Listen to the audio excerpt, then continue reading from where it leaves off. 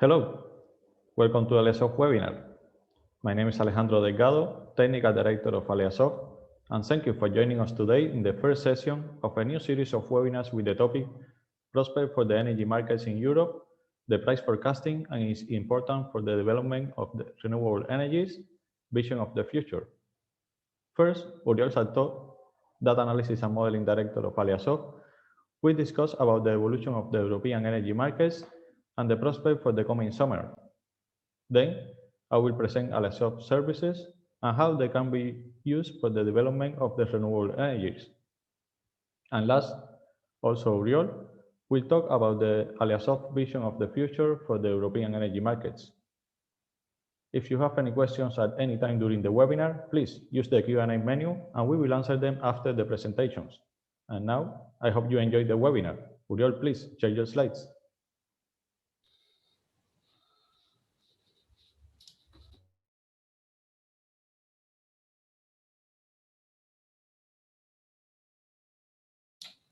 Good morning. Good morning. Thank you, Alejandro. I'm Uriol Saltó, and as Alejandro said, I'll be showing two parts of this webinar, and now I will start with the first part, that is the evolution of the energy markets. First, I will let's say, well, we all know where we are in terms of the pandemic. That is the main impact, that the main aspect that is now impacting the energy market and the global energy. So vaccination rates are right now stable and increasing in the European countries. So all the restrictions and limitations to the economic activity are being progressively finished in different rates at different European countries. So we are kind of seeing the end of the light at the end of the tunnel, and by summer it is expected that more or less we will be close to this expected global immunity. So the economic activity is expected to be more or less kind of fully or close to fully recovered. Tourism in countries like Spain and Italy is an important component on the economy. So if we can at least remove most of the restrictions to traveling and visiting other countries, then we could say that we will be close to fully recovering this new normality that we are expecting after the pandemic. However, at the global level, so looking at the global economy, we are seeing some worrying new hits of the pandemics in countries like Brazil, India also. So the global economies, let's say, it's not looking so great than in the European countries. So some of the commodities like gas and Brent oil that have a global component are, let's say, we are seeing some uncertainty, and how will they recover in the future months. So let's look now at how the commodities and fuels and CO2 markets are doing right now. We always start with the Brent oil, and this is a global picture showing where we are right now in the year to date compared to the whole history. And right now we are almost at the level of the oil prices in 2019. So we can basically say that we are kind of fully recovered in terms of the oil prices. Looking closely at the last month and last weeks, we can see that since the lowest prices during the April and May in 2020, the recovery has been quite fast. And since October, we are seeing a steady, a consistent upwards trend that is continuing nowadays in last week. This is a behavior that we will also see in gas and also CO2 prices. CO2 prices are right now the ones that are that people is paying more attention, because we will see how are they affecting the future in the power market and the spot markets also. As I said, the gas the gas prices are also in a clear upwards trend, despite some ups and downs. Basically, the general trend since the lowest prices during the worst part of the crisis of this COVID crisis. Basically, the increasing pattern is it's consistent, and in last weeks we are seeing clearly a rapid increase in the prices with more looking at a wider angle. Let's say we see that we are not close to the not close to the highest prices that we had during the mid 2018, but we are already at the prices that we had in 2019. And the CO2 prices, these are right now the ones that are basically attracting all the attention, because as we see, we are in absolute historical record highs. This is the last point in this monthly averages for the month of April, and we can see that it is already above 45 euros per ton. And if we're looking at the weekly evolution, we see that, as in the case of the Brent oil, since October, the trend has been clearly upwards, and in the last weeks, it's even gaining traction. Let's say we are prices are skyrocketing. Last week they were close to the 50 euros per ton. Right now they are already above this 50 euros per ton, and we will see it right now. I'll show you. As always, I will not have time to go over every market and every price and every series, but we have a platform, an online platform, when you can view and analyze all the all the data that is interesting for the energy sector. So I'll show you it right now live. So we will see the latest. Here it is. We will see the latest the latest prices for some of the most interesting series. So I'll start with we were seeing right now that where the, let me see, the fuels price, the CO2 prices, so CO2 emission rights, and we see right now how they are skyrocketing, and even last week and yesterday, this is the price. The settlement price for yesterday, it was already above 55 euros per ton. That's a lot. Putting this into some perspective, since the beginning of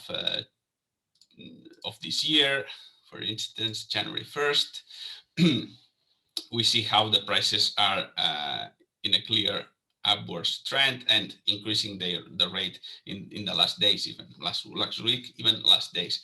And as I said, this is an absolute historical record, putting it into full perspective. This, since the beginning of the phase 2, we can see how we are at the at very, very high prices.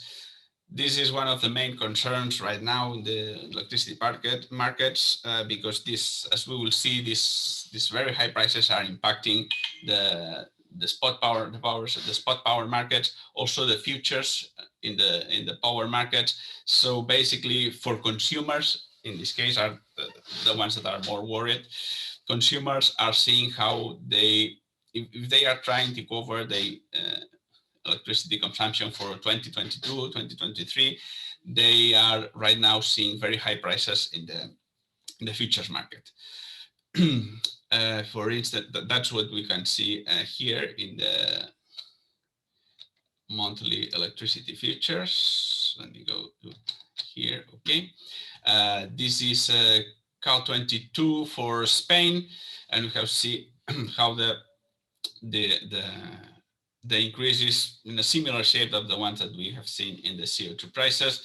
Just yesterday, the settlement price was close to 68 euros per megawatt hour. That's well, an absolute record for this year, and the highest prices that we are seeing since basically 2008.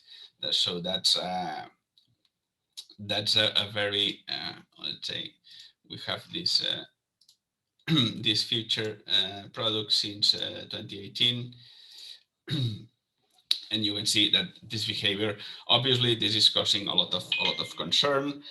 And we can see how this is also impacting the spot markets. This is the spot market, power market for Spain. Basically, we are seeing that in the last month we are at the level around 70 or 80 euros per megawatt hour, but we are seeing very high fluctuations. So this is the hourly price, and last weekend we had prices basically of 1 cent, so basically €0 per megawatt hour. So, and if we put this into some perspective, since the beginning of 2021, sorry, we will see that so we had, let me put this into weekly average, for instance. And since the since the high prices, the very high prices that we had at the beginning of the year, due to the peaking gas prices that we had at that time, and also the increase in the demand due to the Filomena storm, the cold temperatures, the cold snap that we had mainly in Spain, but also in other countries in Europe. Since then we had very low prices during February. Spanish market with the lowest had the lowest prices in February, something that it's not usually what's happening, but this time we had very low prices due to mild temperatures. Also, we had a lot of wind energy, but since then we can see that there is an upward trend that is also, as I said, causing concern among consumers, because combining this increase in the spot prices with the increase in the futures prices, they are seeing the midterm. It's looking kind of worrying if you have to consume energy. Also, well, this could be a good news for the generation charge. So renewable projects would be seeing right now, let's say,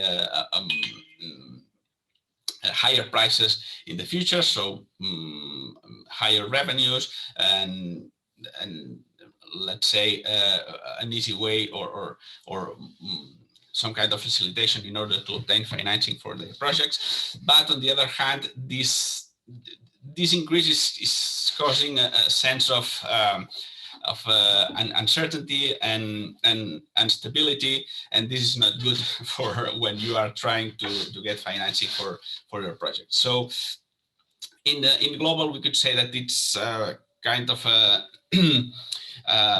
this non-stable state of the markets is kind of not good, let's say, at least at the very short term. We'll talk a little bit more afterwards about what we are seeing in the future. So let me go back now to my slides.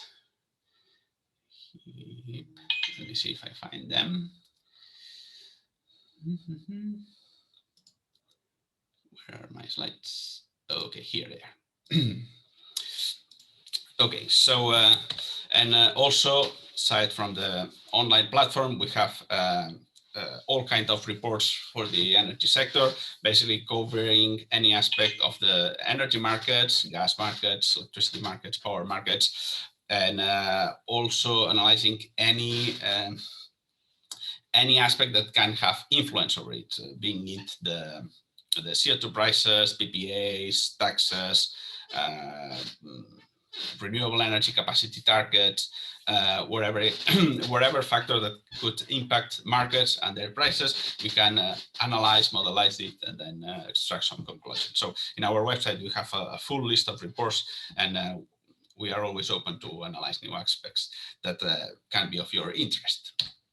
So as a summary, because I will not have time to go market by market, but as a summary of how the electricity demand is behaving in some of the most important markets in Europe. This is the variation year on year. So every month, starting on January 2020, compared with the month of the same month of the previous year. So you can see how during the worst part of the COVID crisis, we had decreases in the electricity demand close to 20%. And right now, as we are in this last bar is for April. So as April 2020 was the worst part of the crisis. Right now, we are seeing these very high bars, meaning that we are recovering from that lowest point that we had in March. In Italy, it started in March because it was the first country that, let's say, received the impact of this COVID crisis. But in the rest of the countries, the worst month was April and also May. So here is where we are seeing right now the highest bars, because we are comparing to that very low, very low point. Excuse me, something similar in the variation of the electricity prices.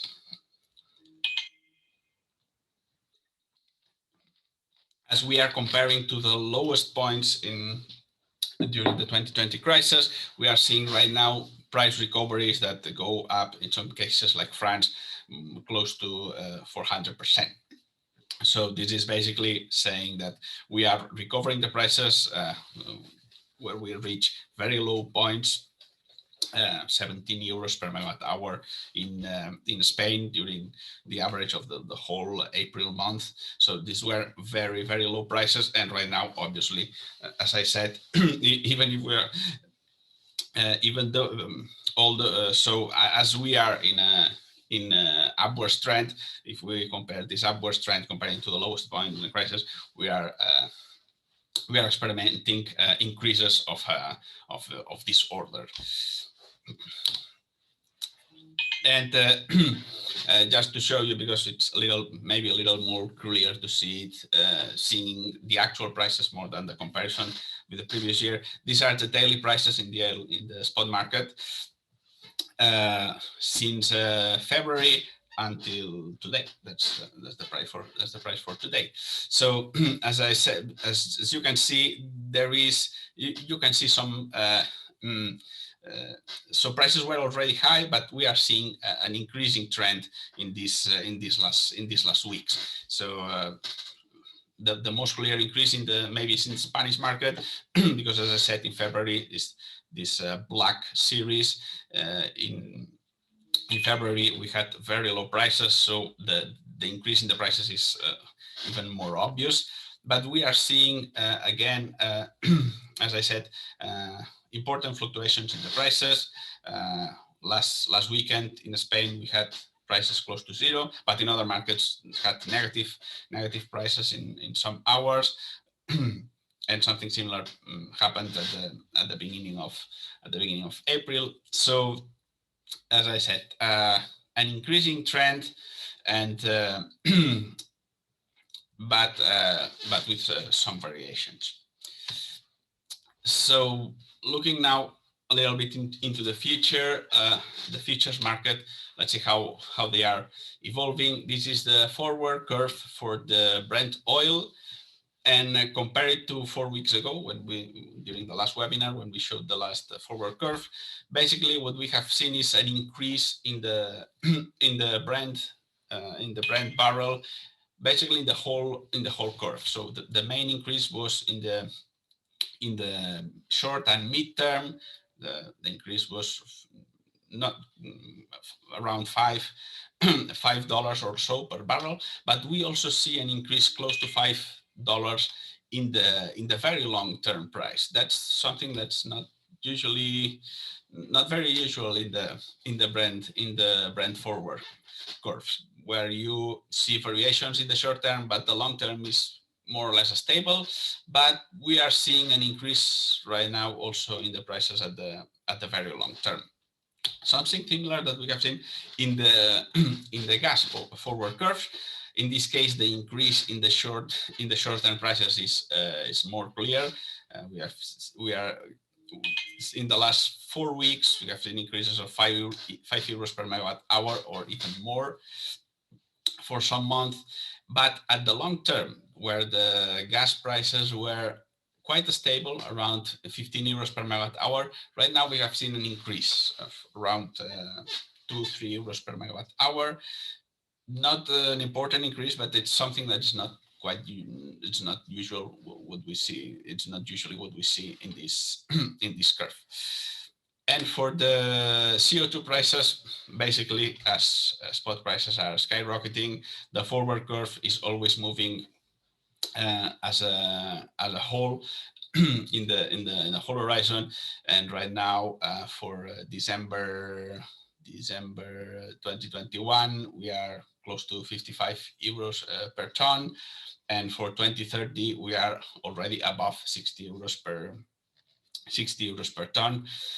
The forward curve is not usually a good indicator of future prices, future spot prices, but basically you can see what the people is willing to pay right now for the for the emissions in 2030. Although the liquidity in this month is very low. And in the power prices, the forward curve for the power future markets, we are seeing a really important increase in the very short term. So Cal 22, it's the one that it's receiving all this upwards pressure from the CO2 and the gas prices. So in the last 4 weeks, we have seen increases of more than 10 euros per megawatt hour for Cal 22. That's right now we are seeing, remember that these are annual prices. So people is willing to pay more in Italy, more than 70 euros per megawatt hour for the whole year of 2022. This is clearly not a very usual situation.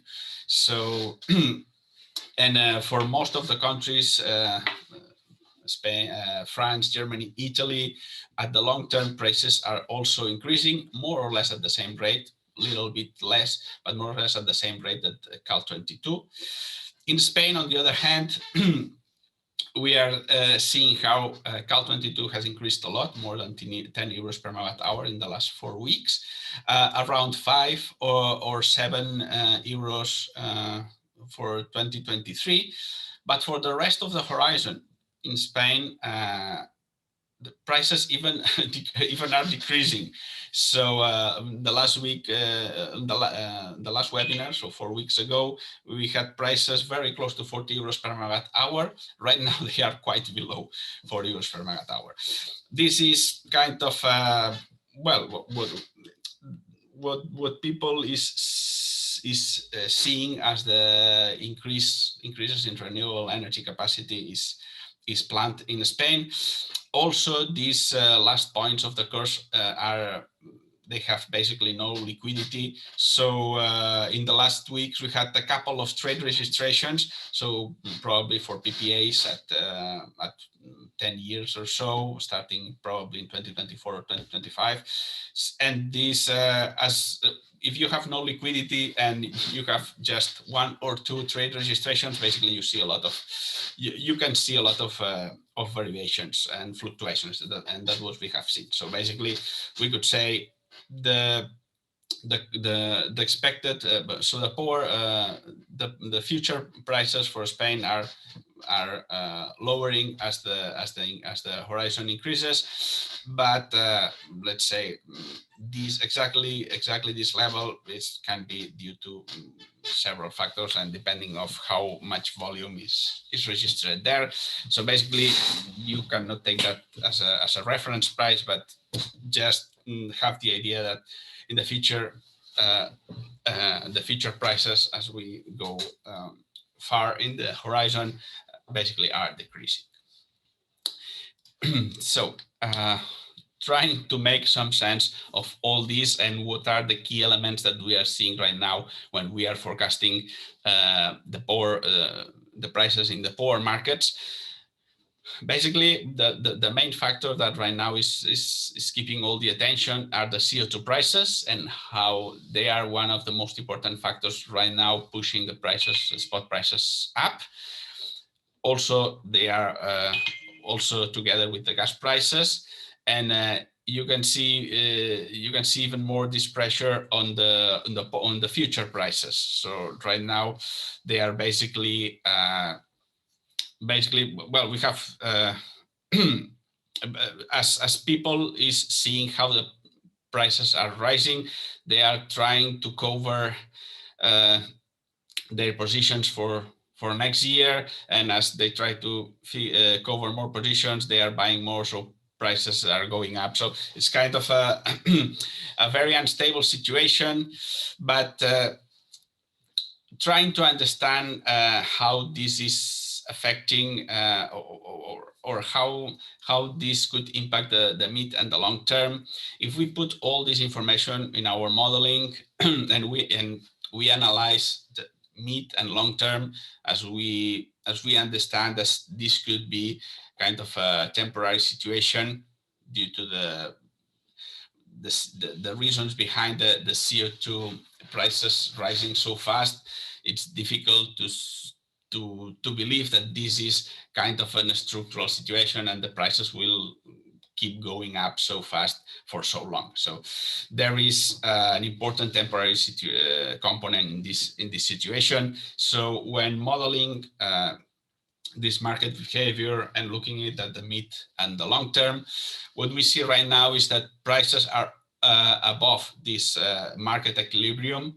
So as we have seen during the market history, when prices are too far from this equilibrium, and as they are too long for too long too far from this equilibrium, there's always a reversion to the equilibrium prices.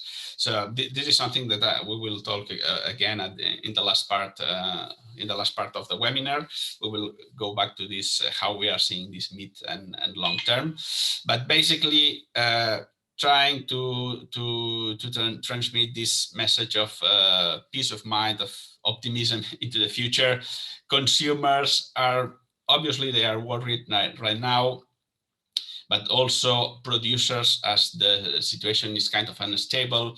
So as a conclusion, I would say in the mid and long term, we are seeing stability. We are seeing the right prices, not the high prices that we are seeing right now.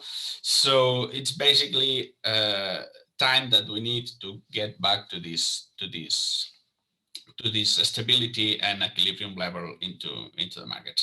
And okay, I will talk more about that in the third part. And just before going back to Alejandro, just as Alejandro said, this is the first part of a series of a webinar. The next webinar will be held on June the 10th, and we will again talking about how the electricity markets are behaving and energy markets in general are behaving, and the importance of the forecast.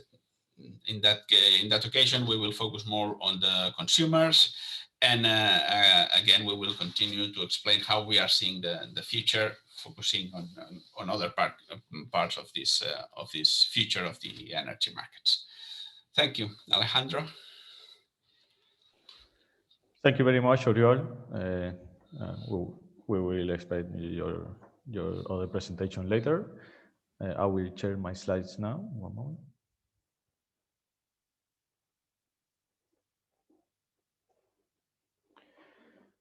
Okay, so I will start with a brief introduction of the company and explain how the forecasting services that we provide can help to renewable companies in the development of these renewable technologies.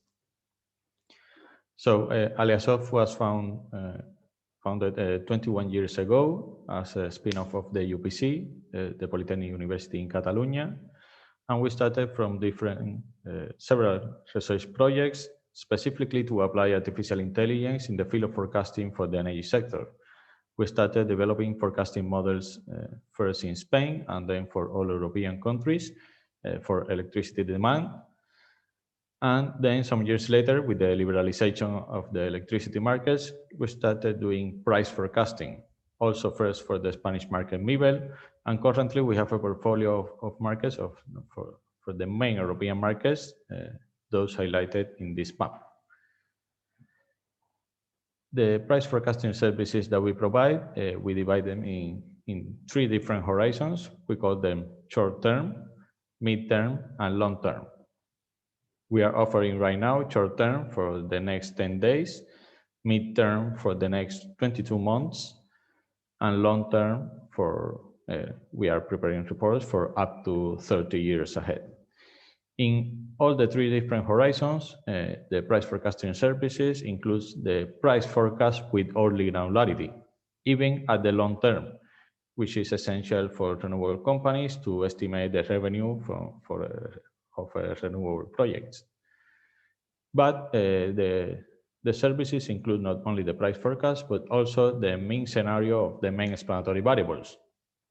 Variables like electricity demand or renewable energy productions and capacities, and even the commodities, Brent price, fuel prices, CO2 emission right prices, among other ones. For the short term, we provide forecasts not only for daily markets, but also intradaily markets and ancillary services. In this slide, you can see some of the biggest companies we've had in our 21 years of history. We provide forecasting services to all kinds of companies in the energy sector. There are several TSOs that use our demand forecasting services at the short and mid-term in the daily planification process, both at national and regional level. For the price forecasting services, we provide these services to all types of companies that trade electricity, be that in the generation side or even in the consumption side. We estimate that more than 80% of the electricity that is traded in the MIBEL market is done by companies that look at their forecast in some of its horizons. And for the long-term reports that we provide, in the past years, with the several PPAs that have been signing throughout Europe, this is the most demanded product that we have right now. We have provided more than 200 reports in the last 3 years to all kinds of companies interested in a PPA, mainly renewable companies, off-takers looking for green energy in the next years, and even banks and investment funds looking to finance these renewable projects. As you can see, we've had as clients some of the biggest companies in the renewable sector. You may know most of them. In this slide, we are highlighting the main strengths of our methodology. This is a scientific methodology with a statistical base used by professional staff specifically trained in the energy sector. Since they are statistical models, we use the historical data as inputs in our forecasting process. So the forecasts we obtain are stable and maintain consistency between deliveries. And of course, the experience we have in the energy sector of more than 21 years, beginning in the Iberian market and covering the most important markets in Europe. The methodology that we develop, we call it ALEA model, is a hybrid methodology that combines different characteristics of artificial intelligence, specifically neural networks, with classical statistics, with elements like regression for the relationship between the variables, econometrics to analyze fundamental variables like socioeconomical, like the GDP or industrial production index, and the impact these socioeconomic variables have on the electricity demand and the market price. And of course, the Box and Jenkins Salmatile model structure for time series analysis. This diagram summarizes how the forecasting process works. As mentioned, we start with the historical data of all the explanatory variables, And through machine learning algorithms, we obtain the best possible model that can determine the impact of each individual variable uh, among themselves and the impact this will have on the electricity price, for instance. But we are also analyzing the new phenomena of technologies that their impact is not so present right now in the historical data, but they will have an impact later during the forecasting horizon. We are talking about electric vehicles, auto consumption, energy efficiency, the introduction of batteries and storage in the electricity mix, among others. And through simulations and expert analysis, we determine the profiling of how these technologies will impact the price during the forecasting horizon.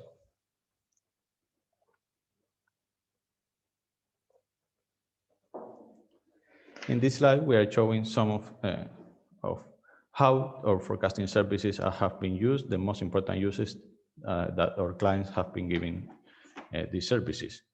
We have risk management to develop an optimal risk hedging strategy. We have PPAs to have a vision of the future that allows all the parties of the agreement to determine the best possible price.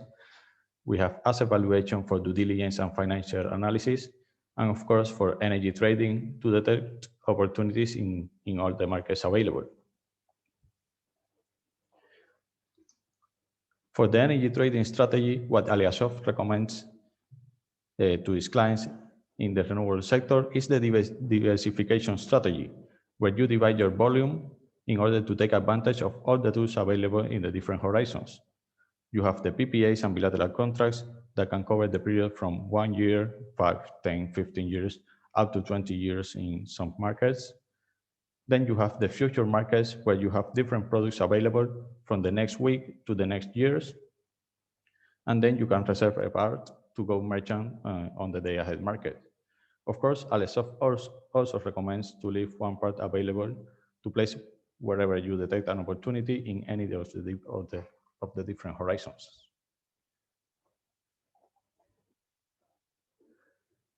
To help in this diversification strategy, Aliasov provides several price forecasting services. As mentioned, in these three different horizons, we have short-term, where we are providing price forecasts with early granularity, covering from the next 10 days to up to 19 days ahead.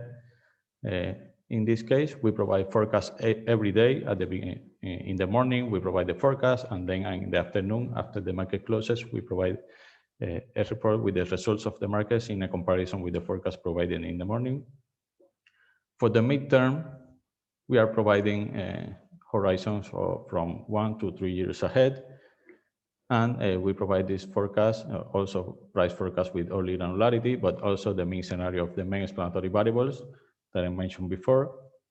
And we are providing this service with every month at the beginning of the month. But for the midterm, we are also providing another service. It's a complementary service. We call it the stochasticity service, where we provide the distribution of price probabilities for each of the products negotiated in the forward markets. In this slide, you can see two distributions for quarterly products that show a range of possible values that the average market price can be expected to take with the associated probability. The distributions also include the future price negotiated at the time of generating the report as a reference, so you can detect any opportunity available in each of the products negotiated. For the long term, we are, as mentioned, we are providing long-term price forecasting reports that can go up to 30 years ahead. And the results we are including in these reports are the price forecast with early granularity, also an annual confidence band corresponding to percentiles 15 and 85 that show the price fluctuation in the forecasting horizon, and the capture price by a given renewable technology, mostly solar photovoltaic and wind energy productions. The long-term report consists in an Excel file with all the data and the scenarios. Of course, we are including the mean scenarios of all the main explanatory variables, but we also provide a PDF document analyzing these scenarios and describing all the hypotheses made and the source of some of these hypotheses. In this slide, you can see some of the most significant variables used by our price forecasting models, but the most important thing to highlight here is the equilibrium that exists in the European energy markets.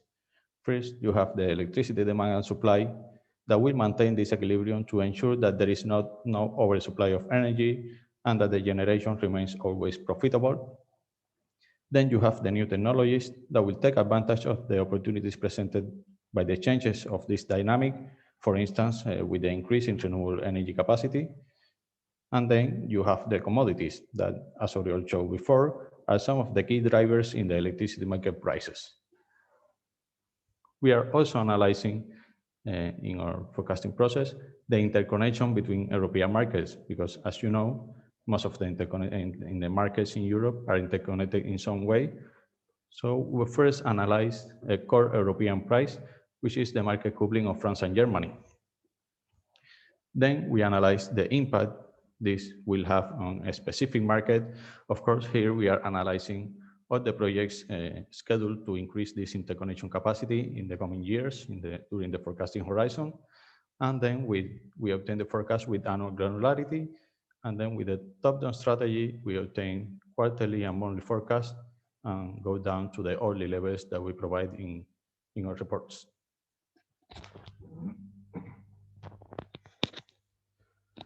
And just to end my part in the presentation, here is a forecast that we show almost in all of our webinars, where you can see a forecast that we made more than 10 years ago for the middle market in November of 2010. And as you can see, at the time of doing the forecast, the registered values of the price were a little chaotic and you may say unpredictable. But the forecasting model managed to capture the essence throughout all this chaos and obtain the equilibrium point mentioned, which is the main forecast that we provided. And as you can see, the prices have been following this equilibrium point, oscillating around it. And of course, in some cases, the confidence band have been surpassed. But this is the meaning of the confidence band, that it has a probability of it being surpassed, but at all times, the price always returns to the equilibrium point. And these forecasts have remained valid for most of its horizon, of course, up to the current crisis, which is a completely unexpected event. But even so, you can see how in the last months, how the price have been recovering and going inside this confidence band that we made more than 10 years ago. And you can see a clear recovery and how these forecasts have remained valid even after more than 10 years. So thank you very much. And Oriol, you can continue with the other part. Thank you, Alejandro. I will now show the slide for the last part. Where is it? Here. Okay. So now let's look a little bit into the future. In the European countries, in the European Union, when looking into the future, what we are basically looking at are the climate targets that the European Union has agreed on, and basically the last point in this agreement is reaching climate neutrality by 2050, meaning that by 2050 we should be net zero greenhouse gas emitters. So basically, we should reduce our greenhouse gas emissions, or otherwise capture the same quantity that we are emitting lately. So basically, this is the very last point in this horizon. The closer target that we have is the agreement to reduce the emissions by 2030. Right now, there's an agreement of reducing the emissions that we had in 1990 by 55%. This translated on how much renewable energy we must use, and of all the energy, of all the primary energy that we will be consuming, at least 32% must be from renewable sources. This value will probably increase. This value corresponds to the reduction target that we have previously of 40%. So with now the increased target of 55%, this 32% will definitely increase. So if we have to reduce if we have to increase the share of the renewable energies on all the primary energies that the primary energy that we are using right now, looking at the global of the European Union, we see that basically what we can consider low emission or no emission technologies are roughly 25%. So here we have biofuels that has emissions, but we can consider them low emitters. We have renewable energies, wind, solar, hydro, and nuclear. That's also not emitting. But the rest, natural gas, coal, oil, sums up to nearly 75%. In Spain, the proportion is more or less the same, different shares between carbon and oil, but basically we're talking 75%. So we have to, so the target is kind of, is reachable, but it's ambitious, let's say. And it's important to understand how these targets affects all the primary energy that we are using, because when we are when people is thinking about we have so ambitious capacity targets, renewable energy capacity targets in Spain that we'll have too much renewable energy. What we will do with so much renewable energy? Well, that's because we always think with all the renewable energy that we will produce just to supply all the electricity that we are consuming right now. But the target is about all the energy that we consume. So all the primary energy consumption. So we are not talking about this volume. We are talking of a volume at least 6 times larger. So okay, this changes the picture. So right now we have a lot more energy that we have to cover with renewable energy. So maybe obviously we will have use of all this renewable energy that we will be producing if we match the target that we have in the national climate and energy plans in 2030. And not just that, Spanish is not isolated, so it's connected with the rest of the European countries. So the Spanish territory has a large resource of renewable resources, mainly solar and also a lot of wind. So basically, we will be sharing all this renewable energy with the rest of the European market. So basically, if we move to the whole European Union, now we are multiplying by 10 or by 11 this amount of energy. And thinking not only on the electricity consumption in Europe, but on all the primary energy consumption in Europe. So now the picture it's really different. So we have a lot of energy that we have to supply from renewable sources. So the target is ambitious, but the renewable capacity that we are expecting that it's being built or being developed in Spain, for sure will have use into the future. Looking by sectors, we see that big chunks in these graphics. This is for the European Union, so the main energy consumers, it's from residential, transport, and industry. Basically, these are the 3 main sectors consuming energy. Similarly, in Spain, where transportation is getting even a larger chunk. So in this webinar, I right now will focus in the transformation in the transport sector. In the next webinar on June 10th, we will focus a little more on the industrial sector, but the conclusions are more or less the same. So looking at the transport section, Right now, the fuel or the energy that is being consumed mainly is with diesel, gasoline, kerosene, natural gas. So basically what we can consider renewable, it's electricity just below 2%, and biodiesel roughly 4%, similar numbers in Spain.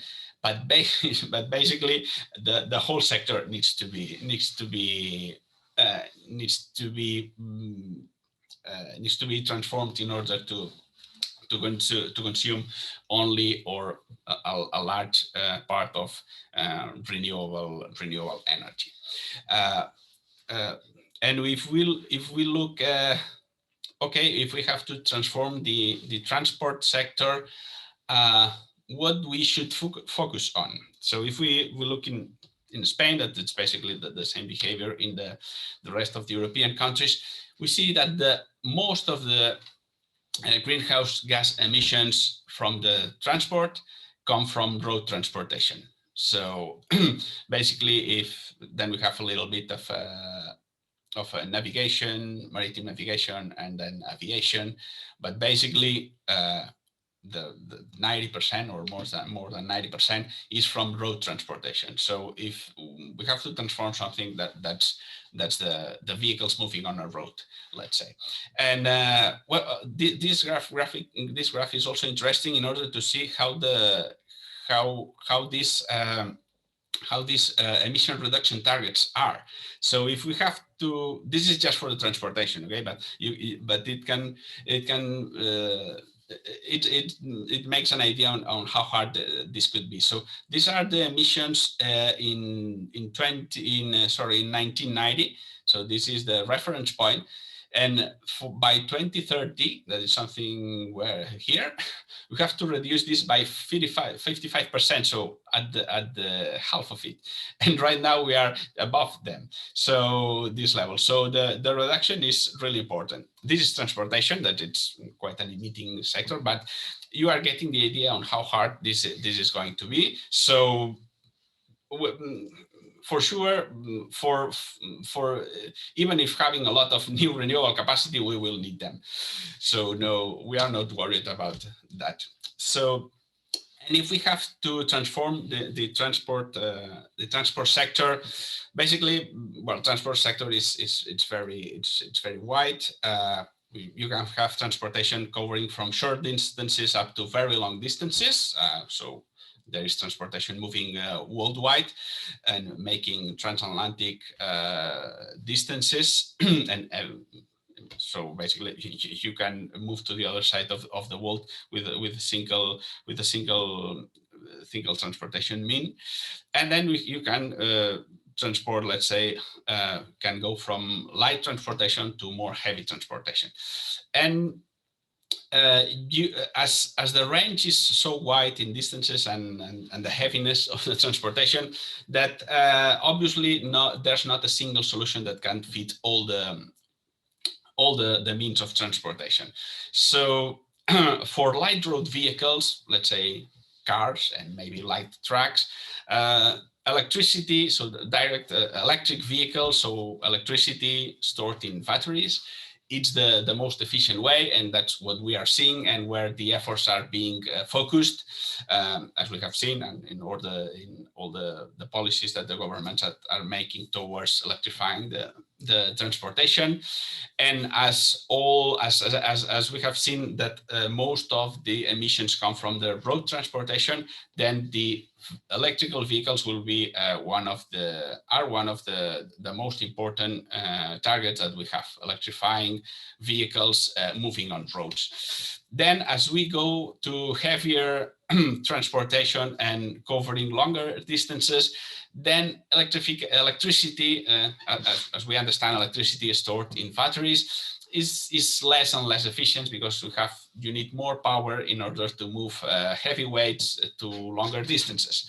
So in these cases, what fits right now more convenient is are hydrogen or hydrogen fuels. You can have several different fuels coming for hydrogen. One are the fuel cells that are basically apparatus that transform hydrogen into electricity, and then having an electricity vehicle with an electricity motor moving.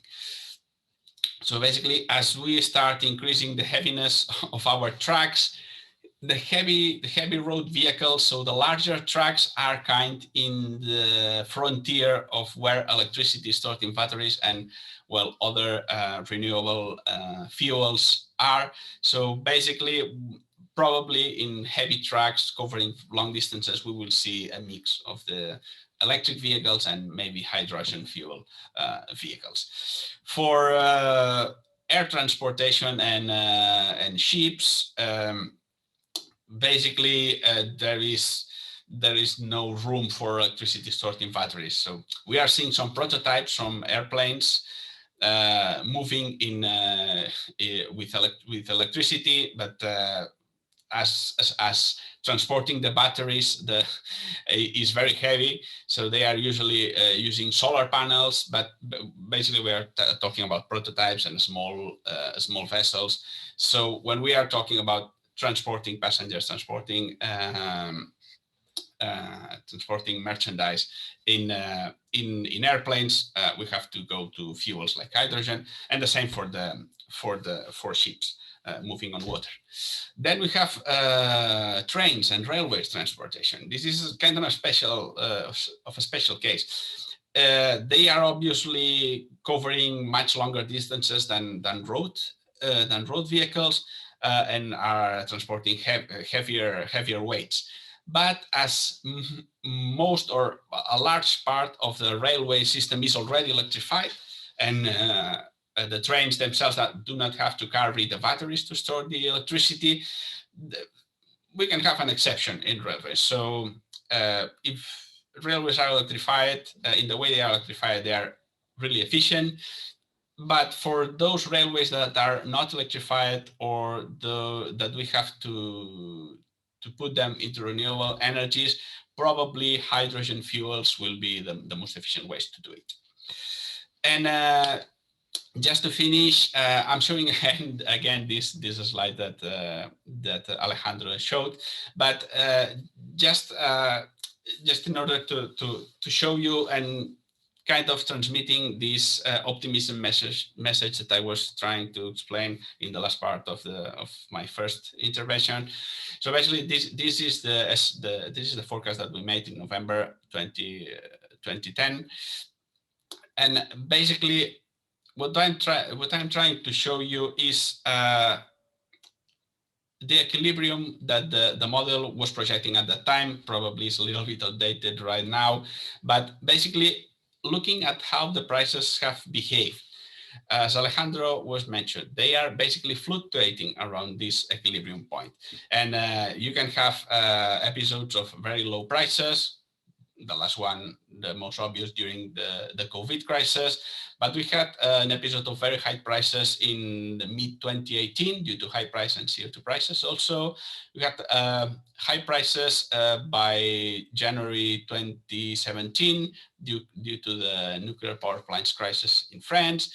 But we had in 2016 low gas prices and a lot of renewable energy. So we had a period of very low prices. So basically, the idea is, if you see this in perspective, you see how low price periods were followed by high price periods, then low price periods, and usually every episode of extreme prices is followed by another one on the opposite side.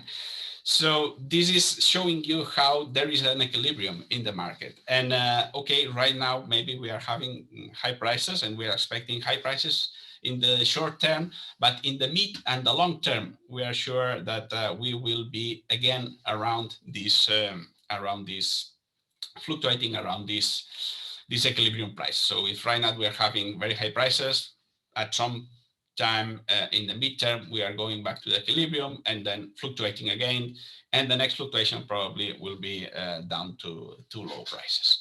So this is it. Alejandro, I don't know if we have, we are quite on time. I don't know if we have time for questions or. Yeah, well, we will answer a couple of questions. Okay. So we will not be able to answer all of them. So if you want to start, I believe you have already one question selected. Yes, let me show 1 second. Where are the questions? Okay, here they are. Yeah, I have 4 questions. Let's say, I'll show you. Okay, I'll mix 2 questions. Hydrogen is a recurring theme in your webinars. When do you expect the production of green energy at larger scale to start?